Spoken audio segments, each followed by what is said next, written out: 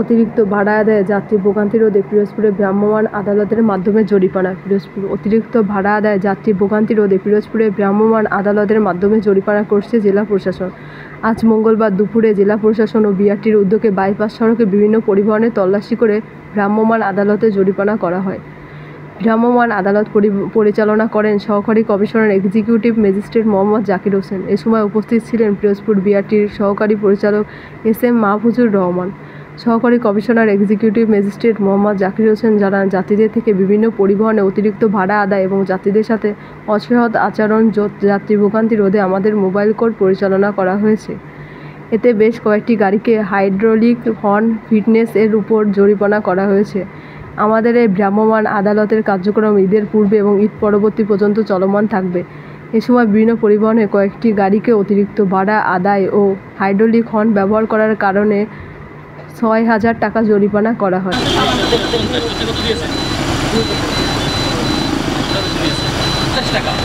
কিন্তু ভাড়া নিয়েছে ১০০ টাকা বেশি, কাউন্টারে ১০০ টাকা বেশি রেখেছে কেন?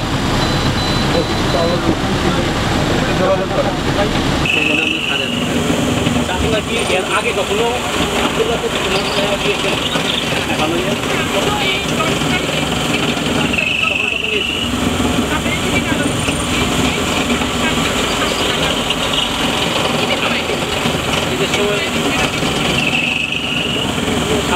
কখনই যাচ্ছে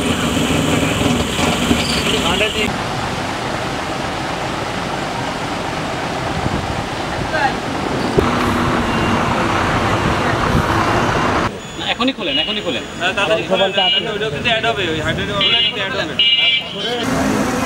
আগে কি কম নিত নাকি? আমি এটা 15 দিন আগে কাটছি।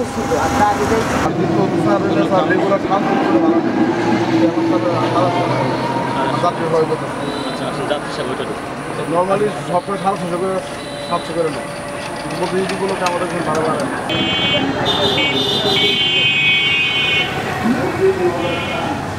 আমাদের উপর চাপাই দিছে যে আমরা ডাইরেক্ট কাটবো।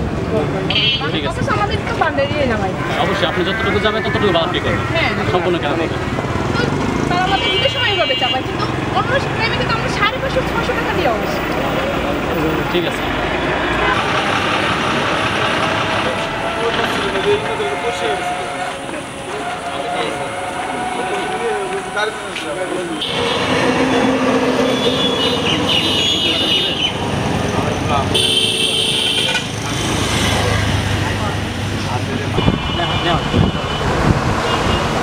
দোলা ঠিক আছে। গাড়ি কত বলা যাবে না?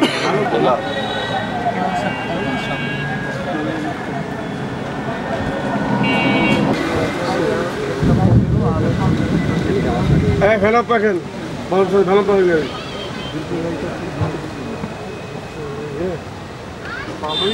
গাড়ি আমি মেয়েছে, কিন্তু এখানে তো মেয়াদ আপনার যেহেতু শেষ, এগুলো তো আপনার রাখতে হবে।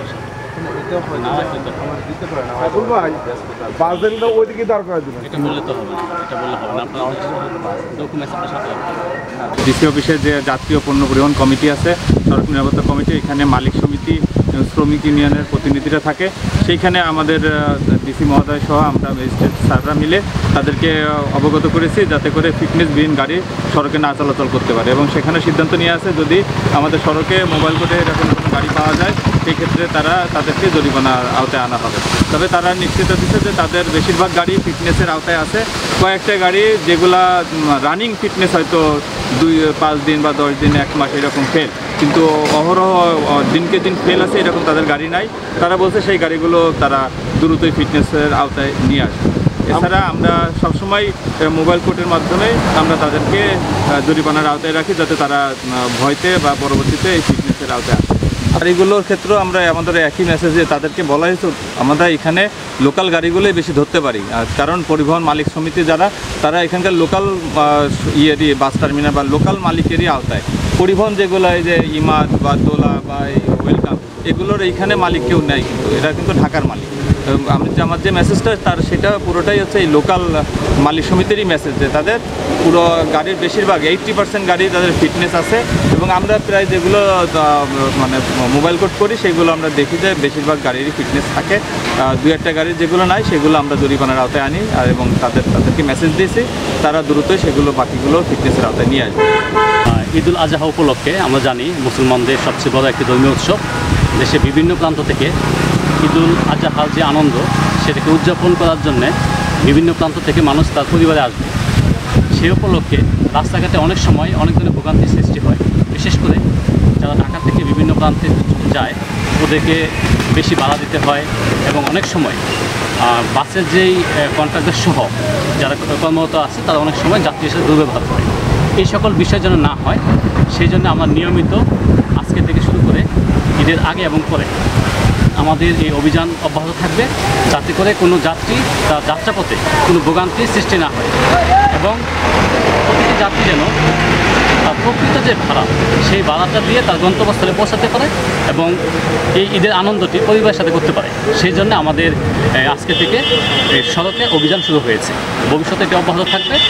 এবং আমি জানাতে চাই যারা পরিবহন শ্রমিকের সাথে যুক্ত আছেন, আপনারা সবসময় যাত্রীদেরকে সহায়তা করবেন, যাত্রীদেরকে কোনো ধরনের ভোগান্তি সৃষ্টি করবেন না। ঈদ যাত্রাকে সুন্দর করার জন্য আপনাদের সহযোগিতা কামনা করছি।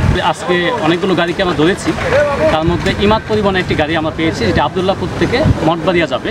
সেখানে যাত্রীদের থেকে অতিরিক্ত 200 টাকা করে ভাড়া নেওয়ার একটি অভিযোগ আমরা পেয়েছি। সেই অভিযোগের প্রেক্ষিতে আমরা ওই গাড়িকে 4000 টাকা জরিমানা করেছি, এবং সেই জরিমানার টাকা পরিশোধ করা হয়েছে। আমরা জরিমানাটা করেছি সড়ক পরিবহন আইন 2018 এর আইনের মাধ্যমে, এবং তাদেরকে সতর্ক করেছি যদি ভবিষ্যতে এরকম কোনো অভিযোগ থাকে তাহলে জরিমানা 50 থেকে 60,000 টাকা হবে, এবং তারা স্বীকৃতি দিয়েছে ভবিষ্যতে এরকম কাজ আর করবে না।